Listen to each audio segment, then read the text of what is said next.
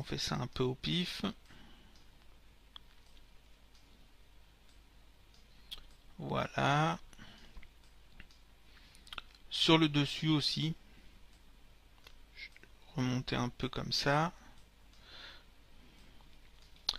Ici sur le côté. Donc là j'ai vraiment déformé le cube. C'est parfait. Donc ici j'ai la texture cheveux maintenant. Je sors de mon outil aimant. La texture des cheveux, je vais m'occuper de ça. On clique 2 fois dessus. Par défaut elle est en marron. Je retire la spécularité. Et à la place du marron je vais mettre du vert. Alors je vais aller dans les verts. Voilà. Parce que c'est de l'herbe. Parfait. Ici je coche longueur pour avoir des, des brins d'herbe plus longs et d'autres plus fins, plus petits. Dans épaisseur, je sélectionne l'épaisseur. Ici je vais mettre 0.4. On va voir ce que ça donne avec 0.4. Je lance un peu l'animation pour que les cheveux retombent. Voilà. Alors là on voit qu'il traverse le cube et en fait ça c'est pas bon. Donc je reviens au début. Sur mon cube je vais ajouter un tag de collision. Alors R collision des cheveux. Voilà. Donc je recommence, je relance. Voilà, c'est parfait.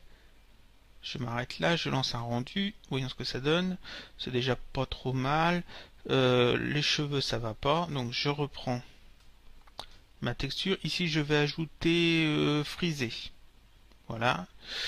Ensuite, je revois ce que ça donne. Voilà, un rendu ici. C'est déjà mieux. C'est déjà mieux. Je vais m'occuper de l'éclairage. Alors, j'avais dit que je l'ai vite. Hein. Donc là, je vais faire un petit truc sympa pour l'éclairage. J'ajoute une lumière. Je mets masque d'ombre. Je vais la baisser à 20. Voilà. Je touche pas à sa place, c'est pas la peine.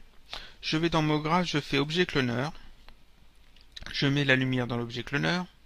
Ensuite, je prends une sphère que je vais mettre d'un rayon de 2500. Segment, je vais mettre 7. Et type, à la place de standard, je mets hémisphère. Ce qui me permet d'obtenir ceci.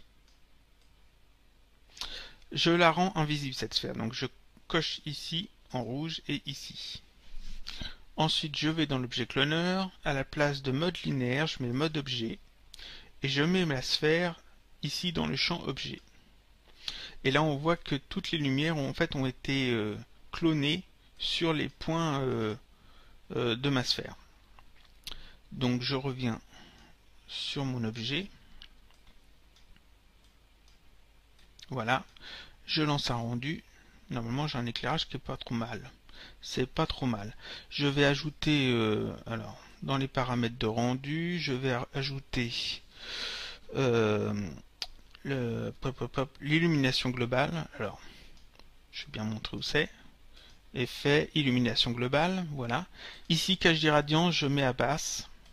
Et ici, les échantillons stochastiques et la densité d'enregistrement à basse.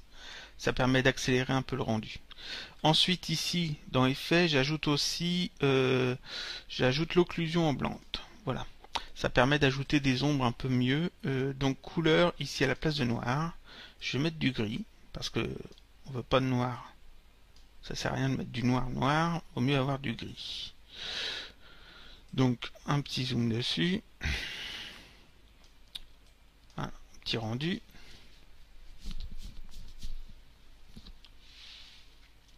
C'est pas mal. On va ajouter du texte. Alors MoGraph, objet texte ou mot texte. Alors Minecraft. Police, alors la police, je crois que j'en ai une qui ressemble à Minecraft. Voilà. C'est pas celle de Minecraft, mais elle y ressemble suffisamment. On va mettre 30 ici, c'est parfait. On la centre. Voilà, peut-être un peu plus petit. Un peu plus grand quand même. 150, 150 c'est bien. On va mettre une texture dessus. Alors une texture, qu'est-ce que je vais bien pouvoir mettre comme texture?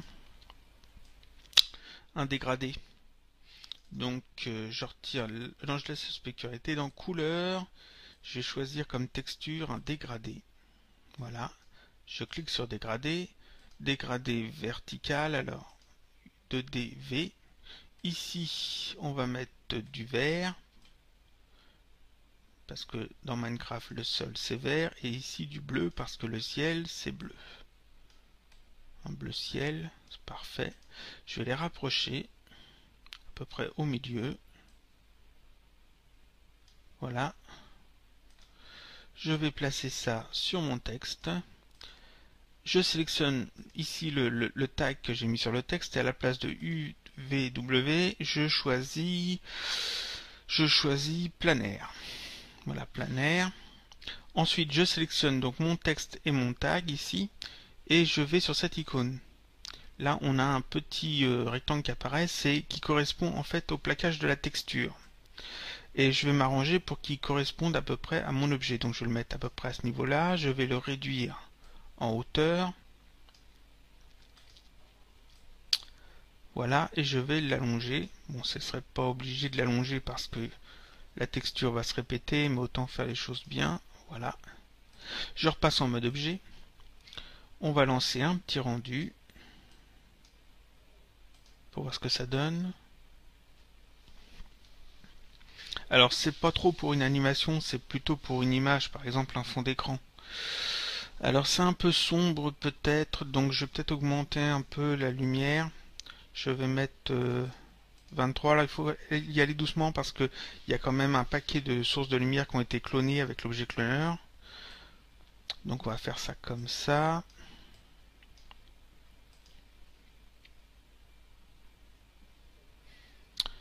Voilà, c'est pas mal du tout, j'ai l'impression. On peut peut-être éclaircir un peu la texture de la terre. Ici, un petit peu plus clair. On va faire un rendu seulement de cette zone. Ici on voit bien maintenant l'utilité en fait de changer les vignettes. On voit mieux la texture que si elle était sur une sphère, comme j'ai expliqué dans un tutoriel précédent. Donc là ça a l'air pas mal.